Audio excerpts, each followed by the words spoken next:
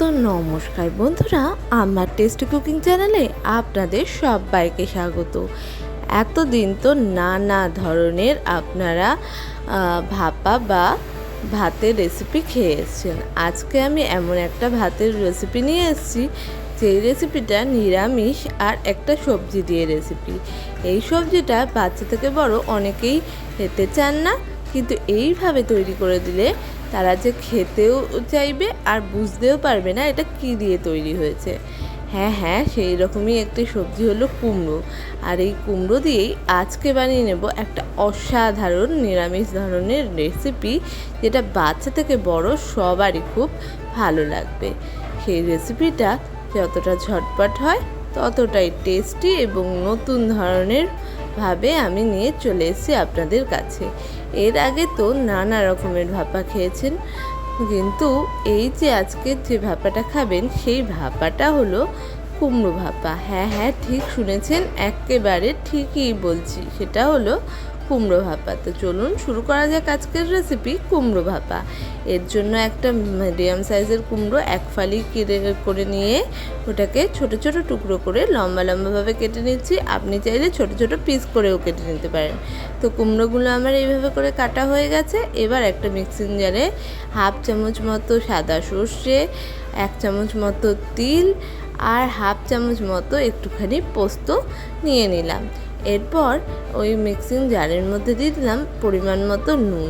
যেহেতু সর্ষে আছে তাই একটু নুন দিলাম। নুন দিয়ে ওটাকে একটা মিক্সড করে একটা গুঁড়ো করে নিলাম, যাতে সর্ষে পোস্তটা ভালোভাবে পেস্ট হয়ে যায়। আর একবারে দিলে পরে মিক্সিতে পেস্ট হতে চায় না, তাই গুঁড়ো করে দিয়েছি। এরপর ওর মধ্যে হাফ টমেটো, কয়েকটা কাঁচা লঙ্কা আর একটুখানি জল দিয়ে ভালো করে গুঁড়োটার সাথে মিশিয়ে নিয়ে কিছুক্ষণের জন্য আবারও একটা পেস্ট বানিয়ে মশলা করে নিলাম। এরপর একটা কড়াই নিয়ে তাতে দিয়ে দিলাম একটু পরিমাণে সর্ষের তেল। সর্ষের তেলটা গরম হয়ে আসলে পরে ওর মধ্যে দিয়ে দিলাম আগের থেকে কেটে ধুয়ে রাখা ছোট ছোট পিস করার কুমড়োগুলো দিয়ে ওর মধ্যে দিয়ে দিলাম পরিমাণ মতো একটুখানি হলুদের গুঁড়ো আর নুন, যাতে কুমড়োর মধ্যে এই দুটো জিনিস ভালোভাবে আগের থেকে বিদ্ধ হয়ে যায়। এরপর ওটা দিয়ে ভালো করে নাড়িয়ে চাড়িয়ে সাঁতলে নেওয়ার মতো করে ভেজে নিচ্ছি।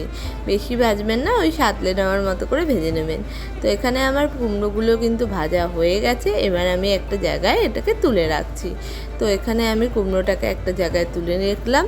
এরপর একটা টিফিন কারির বাটি নিয়ে ওর মধ্যে যে মশলাটা করে রেখেছি সেই মশলাটা দিয়ে ওর মধ্যে দিয়ে দিলাম পরিমাণ মতো হলুদের গুঁড়ো আর দিয়ে দিলাম পরিমাণ মতো লঙ্কার গুঁড়ো। এটা আমি কাশ্মীরি লঙ্কা দিয়েছি, আপনি এমনি লঙ্কার গুঁড়োও দিতে পারেন।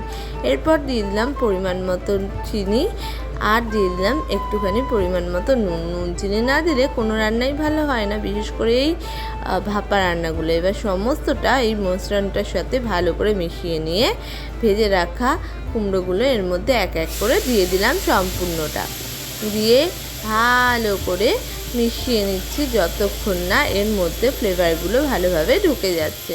তো এটা আমি মিশিয়ে নেওয়া হয়ে গেছে।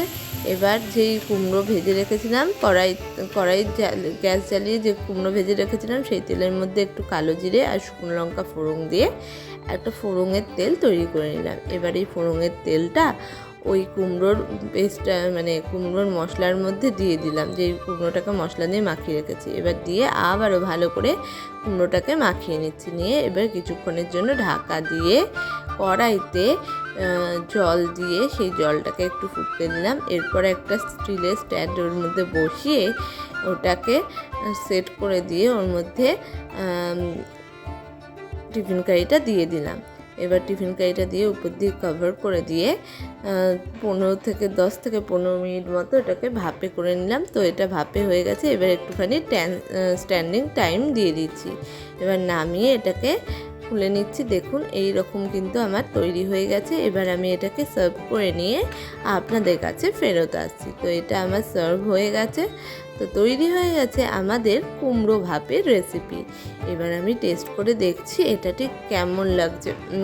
এটা জাস্ট ইয়াম লাগছে। গরম ভাতের সাথে কিংবা রুটি পরোটার সাথেও এই জিনিসটা একেবারেই জমে যাবে। এইরকমই ভালো সুন্দর রেসিপি দেখতে অবশ্যই আমাদের চ্যানেলটাকে সাবস্ক্রাইব করে পাশে থাকা বেল আইকনটাকে প্রেস করতে ভুলবেন না। পাশে থাকবেন, সাথে থাকবেন আর